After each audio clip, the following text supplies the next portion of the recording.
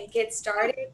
So we do have everyone's audio and video off, and that is because we have about 50 participants right now, over 50 participants. So if you have a question, please use the chat function and I will interject and ask Lis the question, and we will get that answered for you. The same thing goes for Facebook Live. If you're joining us on Facebook Live, you can ask questions in there, and I will also go ahead ask Lis those questions for you. So we will go ahead and get started.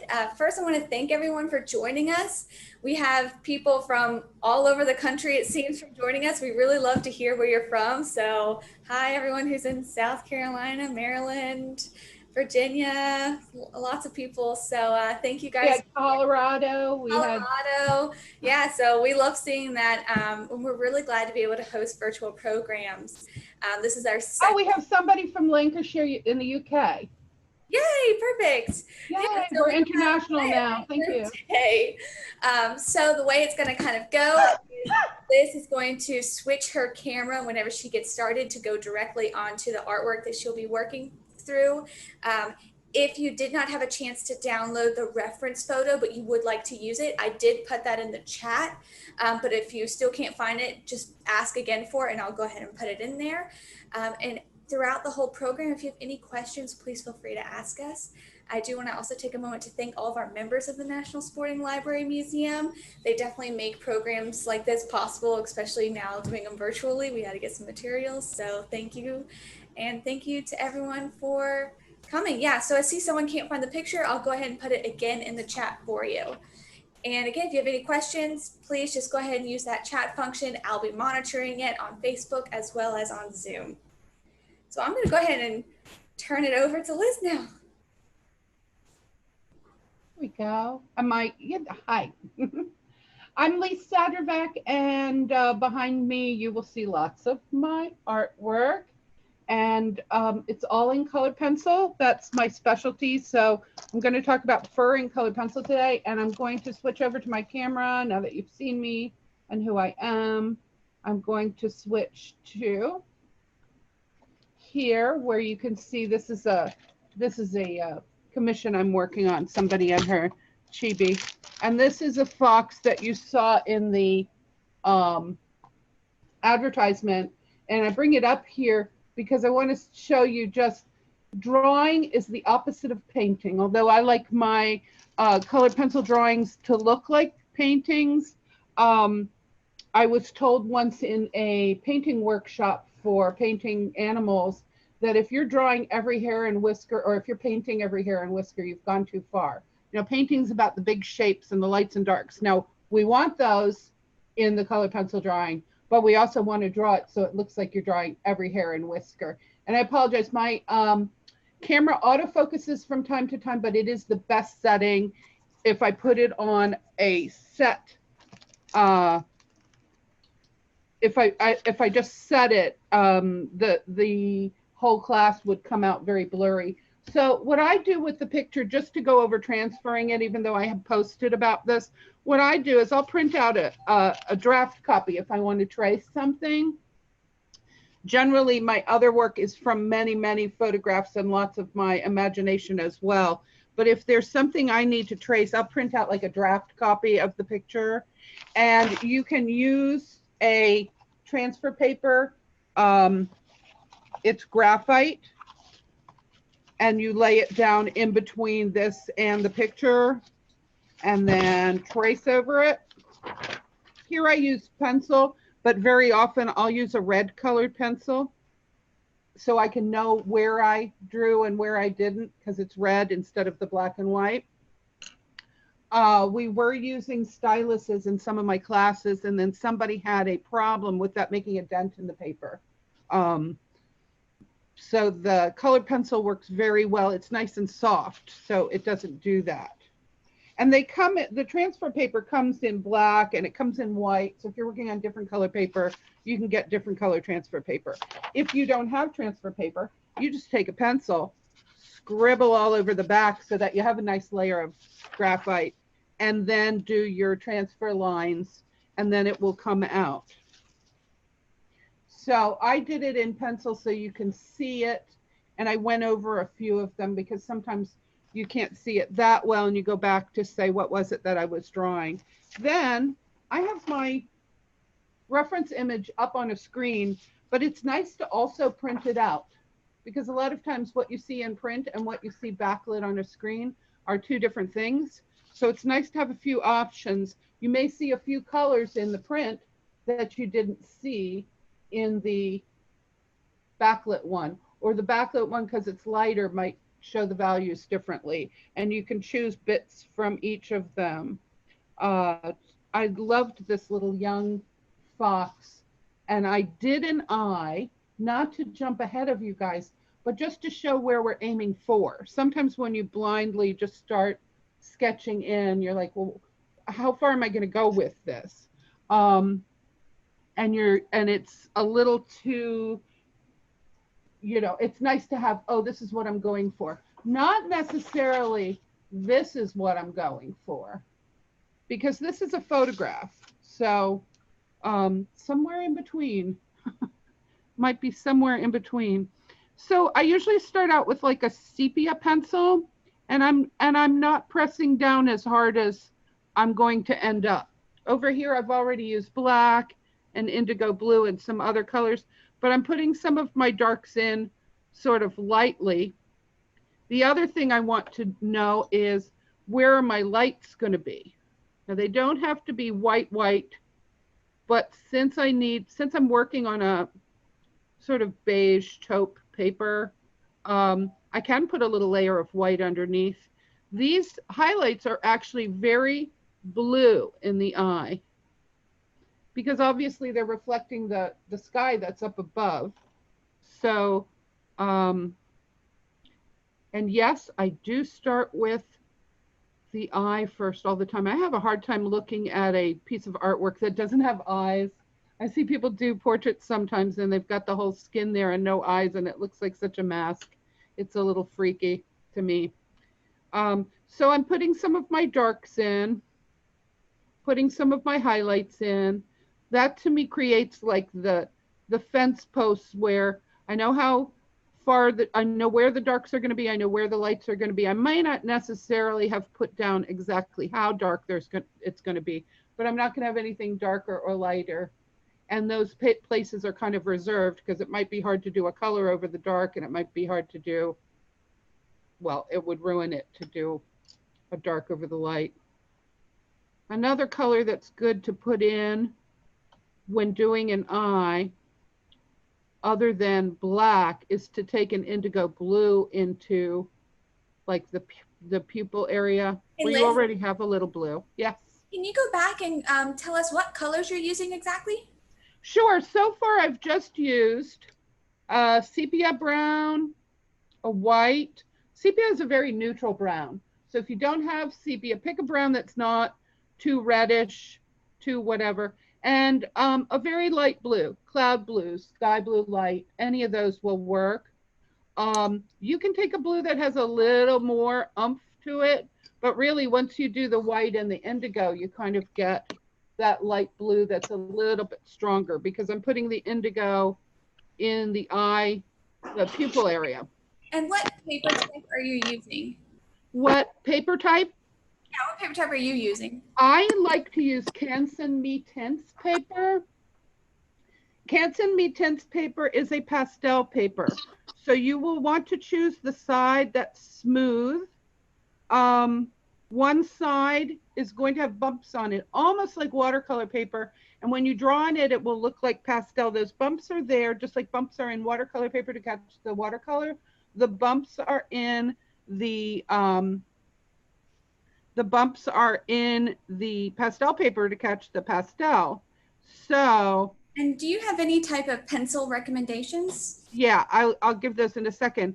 The bumps will annoy you all the way through the process if you don't flip over and get the smooth side. So make sure that you are using the smoother side of the paper. And if you're not sure, scribble over it in a corner, just color over it, and you'll see the bumps, because it may not be right at first. I just put a little ochre in the eye, and I'm going to put a little cream to brighten in the lower half. An artist by the name of Aaron Gadd, who's in the UK, wonderful pet artist, like probably the best in the world. He said in the animal's eyes, put a little green in the lower half and a little blue in the upper half, because when they're in the wild, it's reflecting the sky and the ground, and it generally works. Can you So use that's good. pastel pencils or only color? You can use pastel pencils if you're going to use pastel pencils all the way through. I had somebody in my class last time. She did the same project we did. She did it in pastel pencils. And that worked out very well because she only used pastel pencils. But you probably wouldn't mix, I'm not going to say never because people do it, but you generally wouldn't mix a pastel pencil and a regular colored pencil any more than you would mix a oil pastel and a soft pastel. There's kind of a different makeup to it. So your soft pastel is crumbly and your oil pastel has binders of wax and oil. Colored pencils that I'm using, and I'll tell you the brands in a second, they do have a wax oil lipid binder. And so they are different than the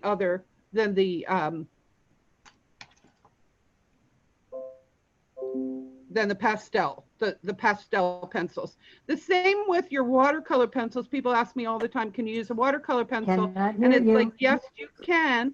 Yes, you can use a watercolor pencil, but the watercolor pencil is very, very hard and it won't layer like these waxy ones. So now some people say these pencils are wax base, oil base.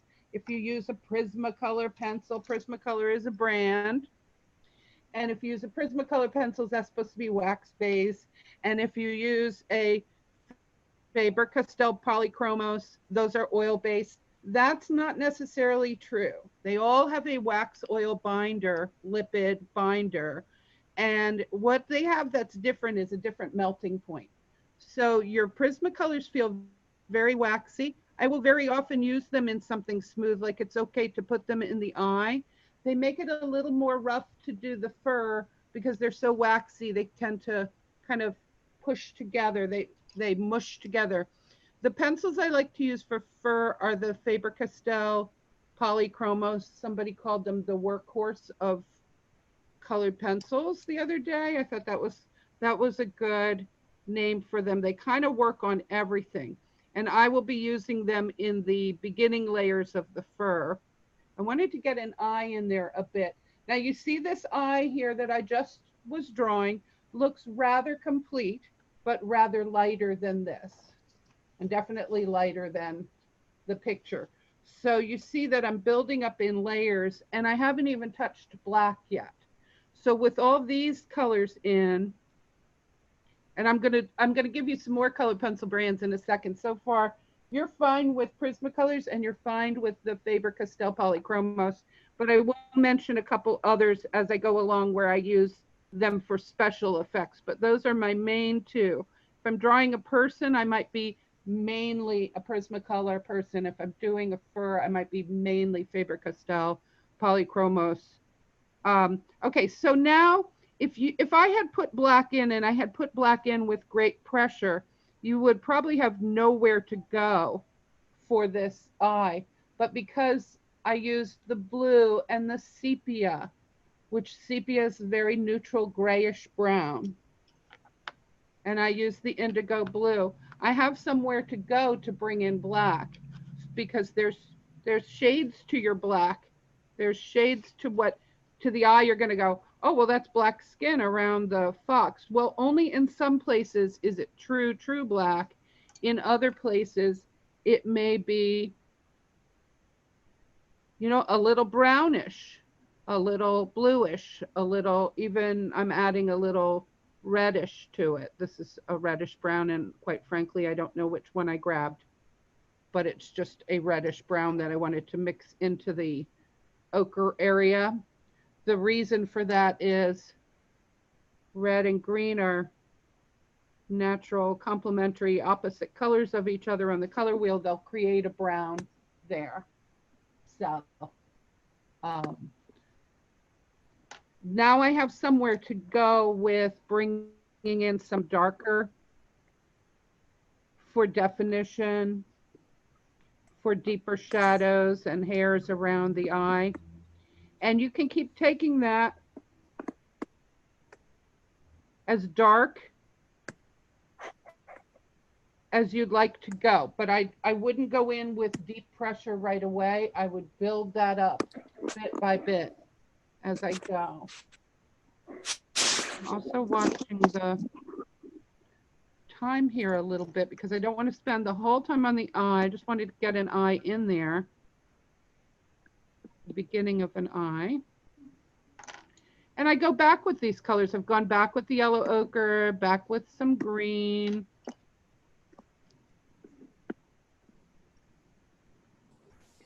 Liz, was that a black pencil you were just using? We had a question in the chat. The shorter pencil I had, yes, I used a black to bring in some definition, but now I'm going back with my other colors that I started out with, and I'm sort of blending that line of black into the shadows. So sometimes you don't want a black hanging out there all by itself. It looks very stark, but then if you blend it, let me bring that down. Now you can see. I guess I had my light was shining on it and it looked darker. Now do you see how dark? I've got it almost as dark, if not darker than the eye I had down here already. But it took me a while to get there. I did that in layers. When I do skin, which the reason I bring up skin is that I'm often recognized for some portraiture that I do.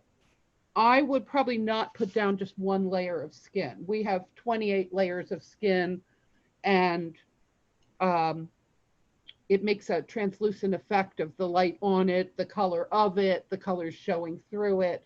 And the same with all of this. An eyeball is a glowing object. Fur has a lot of depth we'll get to in a minute. And so I build it up in the same way with lots of layers because we're layered like that. Now I'm going to move on to the nose just to show you the technique of doing a nose. If you want something very smooth, you can do smooth strokes. You can even make your pencil go in little ovals, little tiny ovals. I'm actually making little ovals here. I'm drawing them bigger, but I'm doing ovals because they interlock. If I did circles, they make a texture which is only appropriate Hey, Liz, for an animal's can nose. you get closer to the mic? We have some people that can't really hear you very well. If you could just get That's a little closer. funny. Let me make sure I'm on the right mic because my mouth is like right up here next to the mic and I don't know why. Have them check their volume because I'm on 100% and my mouth is right next to this mic.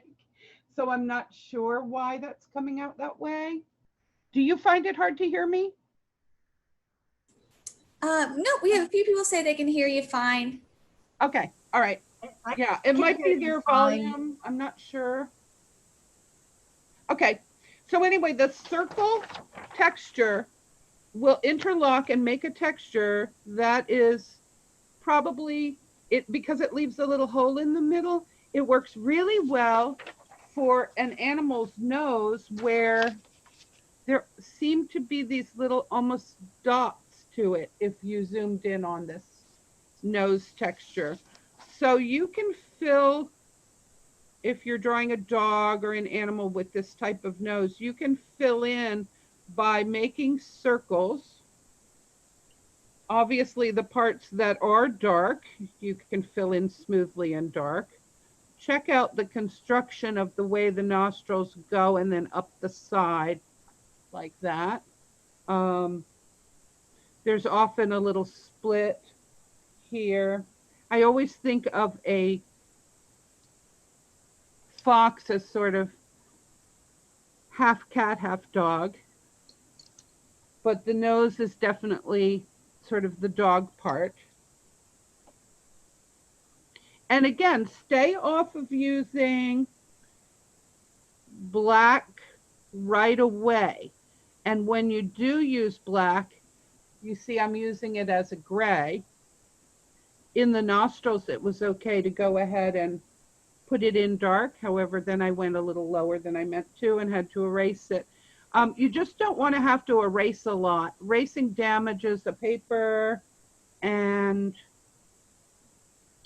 um, some colors just don't come up as easily as one would want them to, because they are staining the paper.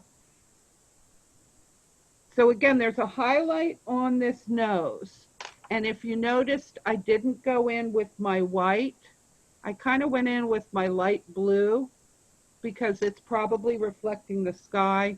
Although in some places it seems almost white right in here and maybe a little bit of down here. Or if not white, it's a lighter blue, so I can add white to the blue. If I use my sepia, my indigo blue, my black without a lot of pressure, I can kind of get the dog nose, the fox nose feel, the texture of it. And you can go back in with a small eraser. Here are some of my favorite erasers. Monotombo makes an eraser. I like, it kind of pops out like a mechanical pencil. And you can always take an X-Acto blade and cut, whoopsie, it was loose, and just cut the tip off, which I'm not going to do over my picture, because then I would cut my picture. And then you get a nice sharp edge to it. But if you don't have that, my other favorite is just a regular school pencil. And regular school pencil can also be trimmed with your X-Acto blade so that it has a really sharp edge. And you can go in and sort of take out a few dots. This subtraction method of doing the drawing, this one is more rectangular, so you can get an edge with it. But these are probably what I use the most. So what I'm doing is I'm just kind of dabbing. Some people do it with a kneaded eraser, or even the, you know, the wall putty that teachers used to stick things up on the wall with, pictures where you don't want to put tape on the wall. And that will leave little places where a lighter pencil can come in and put that dot texture that is the dog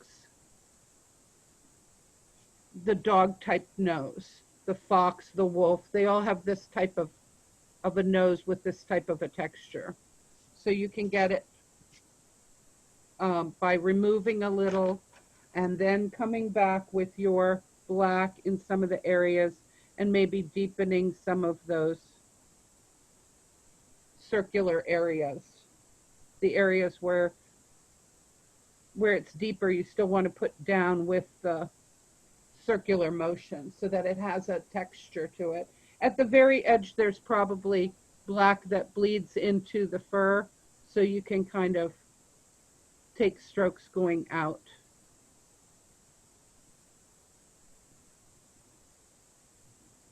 So that's a nose, and that's an eye. They all can be built upon and added to as you go. Colors that you see in them. I'm seeing a little bit of sort of a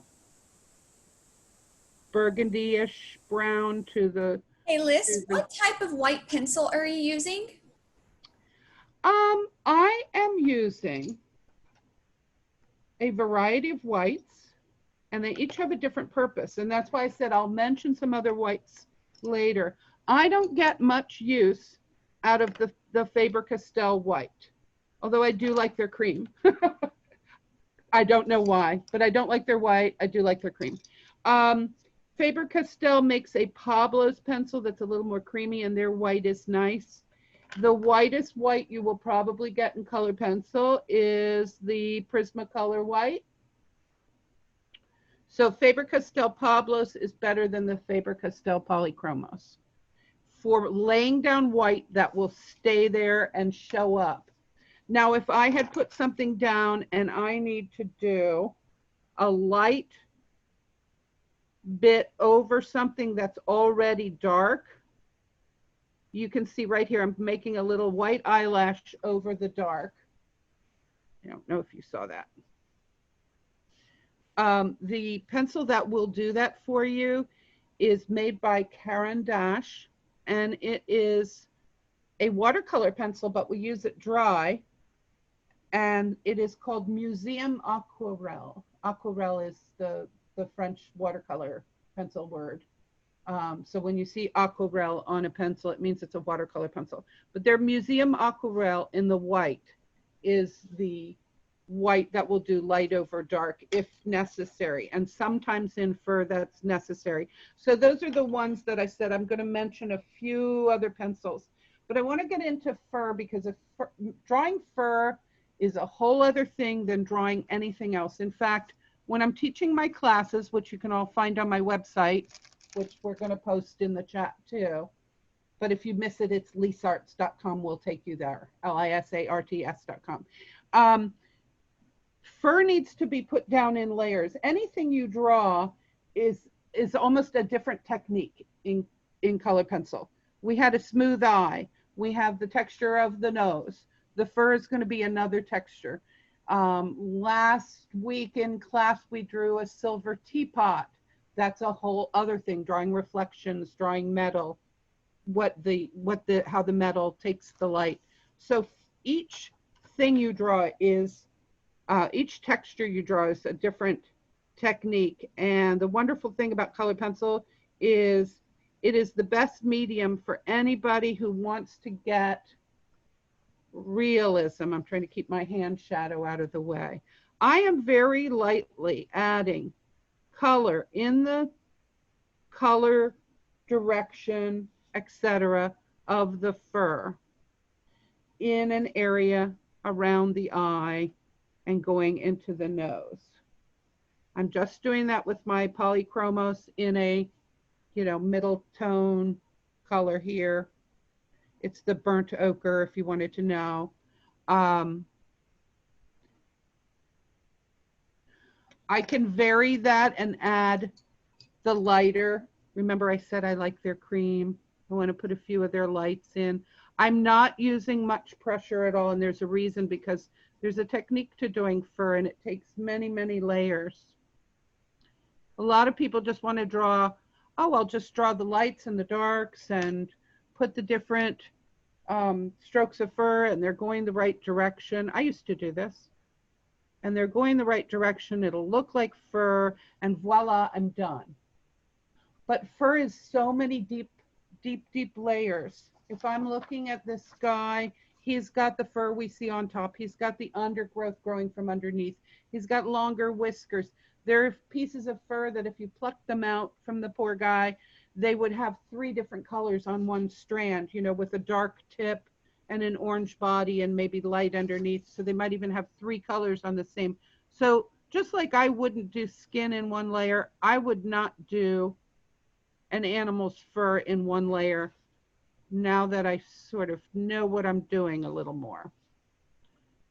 So what you want to do is you want to lay down a layer of color. It is the direction, it is the length, it is the colors of the fur, but it isn't the end of it. That's just the beginning. This is not the end of it either. I kind of put down a layer over here so you could see beginning, middle, and then we'll work up from there. So, but you can see I'm taking a medium color, a light color, and a darker color, if those are the 3 colors that are in that area. So there's a lot of light here. Sometimes it is wise in colored pencil to put some of your lights down first, because unless you're a museum aquarelle pencil, it's hard to get them after. And get some of your